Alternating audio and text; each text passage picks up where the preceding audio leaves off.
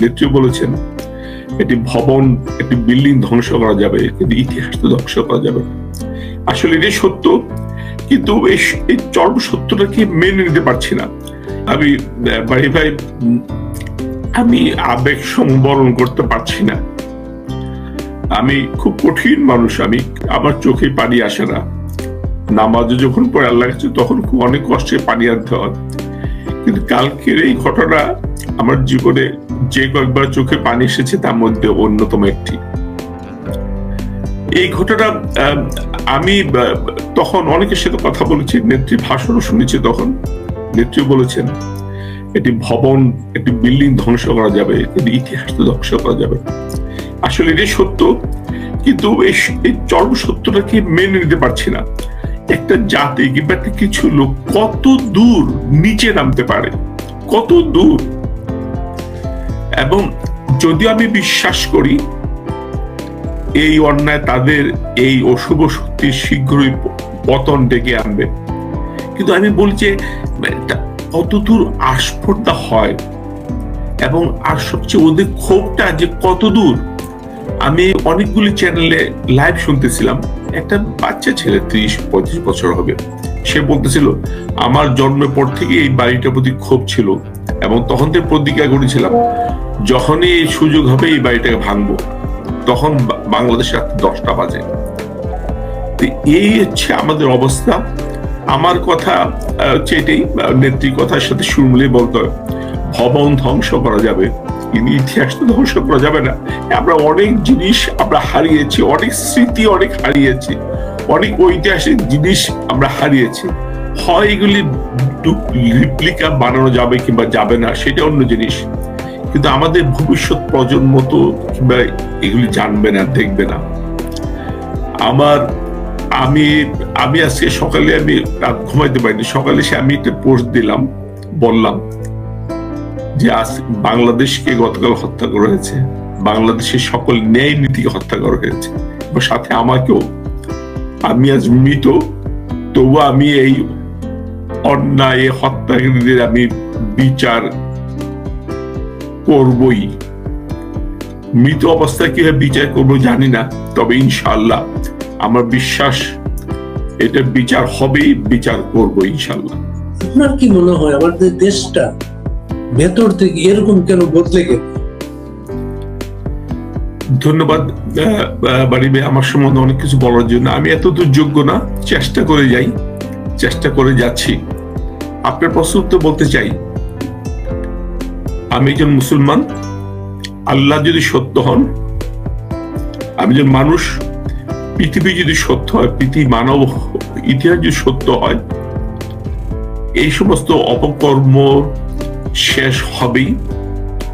পৃথিবীতে সবসময় সব জিনিস আপস এন্ড ডাউন আছে, তবে আমাদের দেশে এইটা খুব বেশি ঘন ঘন হয় এই কারণে যে আমাদের মধ্যে জাতিগতভাবে আমাদের জন্মে, আমাদের বিকাশে ভেজাল আছে। আমাদের মধ্যে এখনো শতকরা 25% মানুষ বলবো না, লোক যারা বাংলাদেশকে এখনো মনের প্রাণে স্বীকার করতে পারেনি, এবং এই সংখ্যাটা বাড়ছে, এই সংখ্যাটা কমছে না। দুঃখজনক হলে সত্য। আমার ছেলেকে আমি বঙ্গবন্ধুর আদর্শের সমর্থক কিংবা সক্রিয় কর্মী বানাতে পারিনি, এরকম অনেক আছে, কিন্তু জামাতি না যারা আছেন তাদের ছেলেপেলেরা কিন্তু জামাতি হচ্ছে। তারপর আমি বলি, সত্যের জয় হয়েছে, হবে এবং হবে ইনশাল্লাহ। আপনি তো অনেক জানেন, আপনি একজন জ্ঞানী এবং খুব লেখাপড়া করা সাংবাদিক। আপনি অন্য সাংবাদিকের সাথে আপনার অনেক পার্থক্য। আপনার লেখার হাত যত সুন্দর, আপনার নলেজ অনেক প্রচুর বেশি। পৃথিবীর ইতিহাসে অনেক, সিরাজউদ্দৌলাকে মীর জাফর হত্যা করে শিকল দিয়ে বেঁধে ঘুরিয়েছিল। মীর জাফরের অবস্থান কোথায়, আর আমাদের সিরাজউদ্দৌলার অবস্থান কোথায়? ঠিক আমি কিন্তু বাংলাদেশে অনেকগুলি পট পরিবর্তন দেখেছি। আমি 1969 সাল থেকে ছাত্রলীগের সক্রিয় সদস্য, মুক্তিযুদ্ধের ঠিক আগের ঘটনাগুলি দেখেছি, মুক্তিযুদ্ধের অব্যাহতির পরও দেখেছি, 1975 সালের পট পরিবর্তনের পরও আমি দেখেছি। এমনকি 1990 এরশাদের আন্দোলনের সময় আমি ঢাকা ছিলাম, পতনের সময় ঢাকা ছিলাম। 1996 আমি ছিলাম, তারপরে 2007 আমি ঢাকায় গিয়েছি। কিন্তু এই ধরনের বর্বরতা, এই ধরনের নৃশংসতা, এই ধরনের মানে অসভ্যতা আমার সত্যি আমি চিন্তা করতে পারিনি। একটা মানুষ কতদূর নিচে নামতে পারে। এককালে তা আমাদের ক্ষমতা ছিল। তা আমার মনে হয় যেমন বঙ্গবন্ধু ভুল করেছেন, আমরাও ভুল করেছি, শেখ হাসিনা ভুল করেছেন, আমরা ওদেরকে সমূলে শেষ করি নাই। আমাদেরকে 1971 সালে 30 লক্ষ মানুষকে মোরা মেরেছে কিংবা মারতে সাহায্য করেছে। তাদের কয়জনকে আমরা মেরেছিলাম? 1:1 যদি হয় 30 লক্ষ, তো 30 লক্ষ রাজাকার মারা দরকার ছিল। আমরা কি মেরেছি? মারিনি। এই উদারতা, এই মহানুভবতা কিন্তু আস্তে আস্তে এই ময়ূরতে জন্ম নিয়েছে। তাহলে দেখুন, বঙ্গবন্ধুর এই বাড়িটা তো বঙ্গবন্ধুর বাড়ি, শেখ হাসিনা, এবং এই বাড়িটাও শেখ হাসিনা থাকেন না। শেখ হাসিনা সুদা সদন ভাঙচুর করেছে, কষ্ট পেয়েছি, কিন্তু এটা দিয়ে আমার চোখে পানি আসবে না। কিন্তু 32 নম্বরের বাড়ি যখন পোড়ানো হয়, ভাঙা হয়, আমি তখন আমার আবেগ সংবরণ করতে পারি না। তবে এই জিনিসটা বাড়িটা প্রমাণ করলো যে মৃত বঙ্গবন্ধু ওদের কাছে ভয়ঙ্কর। মৃত বঙ্গবন্ধু না, মৃত বঙ্গবন্ধুর বাড়িটা ওদের কাছে অনেক ভয়ঙ্কর। তাই ওরা কত দুর্বল, কত বড় যে কত মানে ভীতু। ইনশাল্লাহ আমি বিশ্বাস করি এখন আমাদের কৃষ্ণপক্ষ চলছে, আমরা এইটাকে অতিক্রম করে আমরা বিজয়ী হব ইনশাল্লাহ। আর যদি না হতে পারি তাহলে আমরা পাকিস্তানের মতো থাকবো। পৃথিবীর অনেকগুলি দেশ 40 দশকে 50 দশকে স্বাধীন হয়েছে। দেখেন তাদের অবস্থান কোথায়, তাদের মধ্যে সিঙ্গাপুর কোথায়, মালয়েশিয়া কোথায়, ইন্দোনেশিয়া কোথায়, কোরিয়া কোথায়, ইভেন আফ্রিকা কতগুলি, বতসোয়ানা তারা কোথায়, আর পাকিস্তান কোথায়, সোমালিয়া কোথায়, আফগানিস্তান কোথায়। তা আমাদের কাছে দুইটা অপশন আছে। আমাদের কাছে আমরা কোন দিকে যাব? আমরা পাকিস্তানের দিকে যাব, না সিঙ্গাপুরের দিকে যাব, না বতসোয়ানার দিকে যাব, না নাইজেরিয়ার দিকে যাব। তাই আমি বিশ্বাস করি, মুসলমান হিসেবে বিশ্বাস করি, মানুষ হিসেবে বিশ্বাস করি, আমি যেমন কাজ করবো আমি সেই ফল পাবো। আমরা কিছু লোক, আমি বলি না আপনাদের মতো, আপনি একজন সাহসী মানুষ, ইচ্ছা করলে আপনি থেকে অনেক কম গুরুত্বপূর্ণ সাংবাদিকরাও অস্ট্রেলিয়াতে বাড়ি কিনে আছে, আপনি জানেন, আমিও জানি। আপনি কম্প্রোমাইজ করলে কিংবা একটি নীতিহীনতার জিনিস করলে আপনি অনেক কিছু করতে পারতেন। আপনি কি কষ্ট করে চলেন, কিভাবে চলেন, আমি তো আপনার সাথে পরিচয় হওয়ার পর দেখেছি। তাই বলি কি আপনি ব্যর্থ? আপনি কি সমাজে আপনার নাম ইতিহাসে লেখা থাকবে? আর আমি সাংবাদিকতা বল, আমি শুধু সাংবাদিক না, আপনাদের অস্ট্রেলিয়া অনেক ইঞ্জিনিয়ার, অনেকের ডাক্তার, অনেকের ইভেন ডিজি হেলথের ড্রাইভার মালিকের বাড়ি আছে। আপনিও ভাড়া বাড়িতে থাকেন, আমিও 7 বছর যাবৎ ভাড়া বাড়িতে থাকি, খুব কষ্টে চলি। আমি যে গেঞ্জিটা পরে আছি, এই গেঞ্জিটার বয়স 35 বছর। আলহামদুলিল্লাহ আমি কোনো ইনফিনিটি কমপ্লেক্সে ভুগি না। আল্লাহ আমাকে সম্মান, ইজ্জত, টাকা পয়সা অনেক দিয়েছে, কিন্তু আমরা কখনো পাপের দিকে পা বাড়াই না। আমরা যারা আছি আমরা কষ্ট পাবো, আমাদের চোখে পানি পড়বে যদি দেশ না বদলায়। আর দেশ বদলে তো আমাদের মুখে হাসি উঠবে, আপনার মুখে হাসি উঠবে। তাই আমি বিশ্বাস করি এই অপশক্তির অসুরদের পরাজয় হবে, এবং আমার মনে হয় তাদের এই পতনকে গতকালকে ঘটনা আরো ত্বরান্বিত করেছে। প্রভু ভাই, এই বাড়িটায় পাকিস্তানিরা হামলা করেছে কিন্তু ধ্বংস করে নাই। এই বাড়িতে বঙ্গবন্ধু খুন হয়েছেন, সিঁড়িতে রক্ত পড়েছিল। বঙ্গবন্ধুর বাড়িটা লাইব্রেরি শো না কিছু পরিত্যক্ত বাড়ির মতো পড়েছিল, তারা কিন্তু বাড়িটা ধ্বংস করে নেয়। এই বাড়িটায় শেখ হাসিনা দেশে ফেরার পরে অনেক সংগ্রামের পরে বাড়িটা তার কাছে হস্তান্তর করা হয়েছে। কিছুদিন এখানে ছিলেন, কিন্তু পরে উনি জাদুঘর করেছেন। তো বাংলাদেশের সমৃদ্ধ জাদুঘর ছিল এটা অন্যতম, যা আমরা আর কোনোদিন পাবো না, কোনো জায়গায় পাবো না সেটা। তো 5ই আগস্ট সব পুড়িয়ে দেওয়া হয়েছে এবং তারা বুলডোজার দিয়ে পুড়িয়ে দিয়েছে গত রাত্রে, এবং অনলাইনে উল্লাস করেছে, হিসাব করেছে কোথা থেকে কত বুলডোজার আনা হয়েছে, কিভাবে আনা হয়েছে, হিসাবটা হয়েছে। এবং বাংলাদেশ সরকার নির্জীব, নিস্তব্ধ, তার কোনো প্রতিক্রিয়া এখন পর্যন্ত আপনি দেখিনি। কিভাবে দেখবেন আপনি? সত্যি আপনি যেটা বলেছেন, আমি একটু বঙ্গবন্ধুর বাড়িতে আমি 1969 সালে প্রথম গিয়েছি।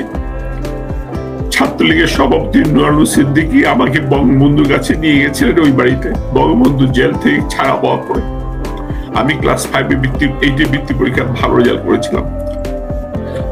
তারপরে আমি ওই বাড়িতে শেখ কামাল ভাইয়ের থ্রোতে অনেকবার গিয়েছি। আমার বাসাও খুব কাছে ছিল, হেঁটে 15 থেকে 20 মিনিট লাগতো।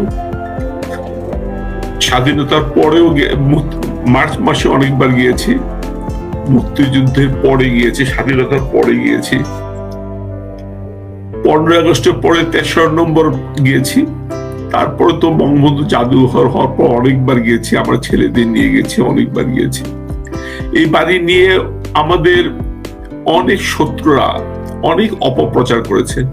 একটি ছোট্ট কথা বলি, আমি তখন ওমানে থাকি, একজন ডিপ্লোমা ইঞ্জিনিয়ার বলতেছেন, এটা 1987-88 ঘটনা। জানেন আপনাদের নেতা কত বিলাসী, ওনার বাড়িতে তো ওনার গার্ড রুমে এসি থাকতো। আপনি এই বাড়িতে কখনো গিয়েছেন? না না না, আমি ধানমন্ডি থাকি। কি ধানমন্ডি থাকলে বলে আমি রাস্তার সামনে দিয়ে গিয়েছি। ইন্সপেকশন, যে আর্মিতে গার্ড, পুলিশে গার্ড যেটা থাকে, সেই গার্ড গুলো ইন্সপেকশন হোল থাকে, একটা ছিদ্রি থাকে। উনি যেহেতু এসি কাজ করেন তখন ওমানে, এমন তখন বেশিরভাগ ছিল উইন্ডো টাইপ এসি। এসি লাগাতে হলে বাংলাদেশে ছিদ্রি রাখা হতো রুমের ভিতরে, সে মনে করছে ওইটা দিচ্ছে এসি রাখার জন্য। মানে ওই বাড়িটিতে কোনো এসিও ছিল না, এমন সাধারণ বাড়ি ছিল। ওই বাড়িতে অনেক ইন্দিরা গান্ধী সহ অনেক রাষ্ট্রপ্রধান ওই বাড়িতে গেছেন, খেয়েছেন। ইভেন মিশরের আনোয়ার সাদত। এত সহজ বাড়ি, এত সিম্পল বাড়ি, এবং বাড়িটা ধীরে ধীরে অনেক কিছু উন্নত করা হয়েছে। তারপর বললাম 1975 সালে ঢাকা শহরে কমসে কম 3-4 হাজার বাড়িতে এসি ছিল, বঙ্গবন্ধু ওই বাড়িতে একটি এসিও ছিল না। বঙ্গবন্ধু নিজের পয়সায়, সৎ পয়সায় ধীরে ধীরে এই বাড়িটি করেছেন। এবং বঙ্গবন্ধু, আপনি বলছেন 75 সালে সামান্য ক্ষতি হয়েছে, গুলিগুলি হয়েছে, কিন্তু এত হয় নাই। তারপরও অনেক সময় পেয়েছে, হয় নাই। এবং নেত্রী ইচ্ছা করলে ওনারা যদি আর্থিক লালসায় থাকতো, ধানমন্ডি 32 নম্বর মূল সড়কের কাছে, মিরপুর রোডের কাছে, সাউথ ফেসিং লেক পারে বাড়ি, এই বাড়িটা যদি ওনার অ্যাপার্টমেন্ট ডেভেলপার দিয়ে অ্যাপার্টমেন্ট যদি বিক্রি করতেন, এখনকার দিনে 6টা অ্যাপার্টমেন্ট যদি হতো, প্রতিটা অ্যাপার্টমেন্ট 20 কোটি টাকা বিক্রি করতে পারতেন। কিন্তু বঙ্গবন্ধু স্মৃতি জাদুঘর করার মতো এই ধানমন্ডি ছাড়াও বাংলাদেশে ঢাকায় অনেক জায়গায় স্থান ছিল। বঙ্গবন্ধুর কন্যারা অর্থলোভীরা বলে ওই সমস্ত বাড়ি না নিয়ে এই নিজেদের পৈতৃক এত লোভনীয় বাড়িটা ছেড়ে দিয়েছেন, এই কারণে যে বঙ্গবন্ধু যেমন জানতেন, বঙ্গবন্ধু কন্যারাও জানতেন এই জাতির চরিত্র। কোন কারণে যদি ওরা ক্ষমতাচ্যুত হন, অন্তত এই বাড়িটাতে যেন ওরা হাত না দিতে পারে। কিন্তু এই বাড়িটা সরকারি সম্পত্তি না, সরকারি বাড়ি না, ওনাদের ব্যক্তিগত বাড়ি ট্রাস্ট করে দিয়েছেন। মানুষ কত দূর, আবার সরকারের সম্মতি তো আছেই। আমি দেখলাম শেষের দিকে কিছু আর্মি এসেছে, সবকিছু পিনাকি একদিন আগে নোটিশ দিয়েছে, আপনার সেই জনকণ্ঠের রিপোর্ট এসেছে, ওই বাড়ি আক্রমণ করো। তারপরও এই সরকারের মন্ত্রীরা উস্কানি দিয়েছে, এই সরকারের উপদেষ্টারা উস্কানি দিয়েছে, তারপরও এই বাড়িটাকে রক্ষা করার জন্য এই সরকার ন্যূনতম প্রচেষ্টা করে নাই, উল্টা মদত দিয়েছে। আমি আমি আমার নেত্রী ভাষায় যখন বাড়ি ভাঙ্গা শুরু হয়েছে তখন নেত্রী বলেছিলেন, বাড়িটা উনি খবর পাচ্ছেন, ভাষণ দিচ্ছিলেন, বাড়ি ধ্বংস করা যাবে, ইতিহাস ধ্বংস করা যাবে না, ইতিহাসের বিষয় ধ্বংস করা যাবে না। একদিন বাঙালি জাতি যদি সত্যি সত্যি যদি সৎ ভালো জাতি হয়, এর প্রতিশোধ নিবে ইনশাল্লাহ। আর যদি আমরা যদি পাকিস্তান নাইজেরিয়ার মতো হই, আমরা যদি আমাদের মধ্যে সততা ন্যায় নীতি পরমন না থাকে, আমরা ওই অবস্থায় থাকবো আজীবন। তাই বাড়ি ভাই, আমি মনে কষ্ট পাচ্ছি, আমি জীবনে কখনো এত কাঁদি নেই। আপনার সাথে কথা বলছি, আমি জানি এটা সৌজন্যতা বিরোধী, কিন্তু আমি কন্ট্রোল করতে পারছি না। আমাকে মাফ করবেন, আপনার দর্শকদের কাছে ক্ষমা চেয়ে নিচ্ছি যে এই জিনিসের আমি তার জন্য আমি জীবনে কখনো লিখিনি আমি মৃত। আমি আজকে লিখতে বাধ্য হচ্ছি আমি মৃত, আমাকে মেরে ফেলা হয়েছে, আমাকে হত্যা করা হয়েছে, কিন্তু এই মৃত নই, এই হত্যার বিচার করবে ইনশাল্লাহ, এই বিশ্বাস আমার আছে। একজন মুসলমান হিসেবে বিশ্বাস করি, একজন মানুষ হিসেবে বিশ্বাস করি।